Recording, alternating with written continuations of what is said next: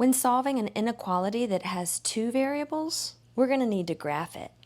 The solution set for an inequality with two variables is going to be infinitely many different xy ordered pairs that make a true statement in the inequality. And the way that we'll represent all of those ordered pairs is by a shaded region in the Cartesian plane. In order to come up with the graph of the inequality, what we'll do is we'll essentially treat that inequality as if it were an equation and graph it using the same techniques. If the inequality uses strictly less than or strictly greater than symbol, as is the case in this example, then we'll use a dotted line when we graph it. But if the inequality contains the or equal symbol, we'll use a solid line to graph that inequality.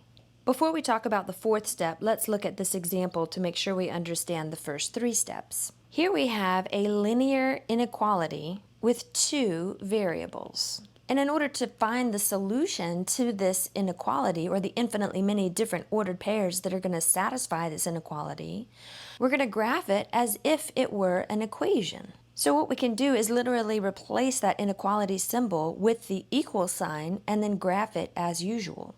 The preferred graphing form for a linear equation in two variables is slope-intercept form. So we'll solve this equation for y by subtracting 3x from both sides. We now have 2y is equal to negative 3x plus 6. And when we divide both sides by 2, we get y is equal to negative 3 halves x plus 3. So our y-intercept is at 0, 3, and then we'll use our slope of negative 3 halves to go down 3 units and then right 2 units, and we'll have another ordered pair on our line to 0.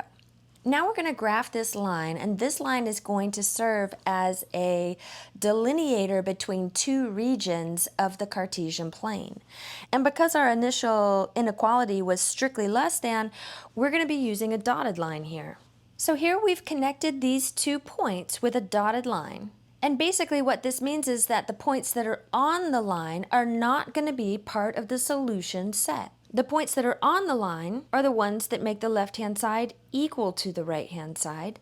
And since equal to is not allowed, the points on the line are not part of the solution.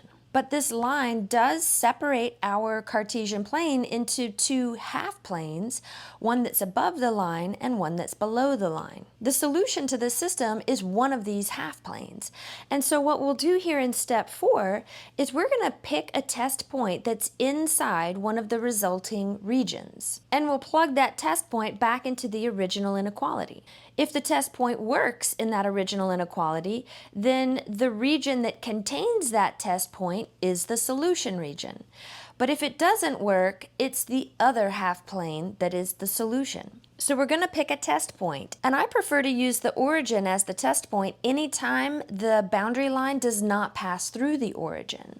So the origin is clearly in this lower half plane, so we'll take that point and plug it back into the original inequality to see whether or not it works.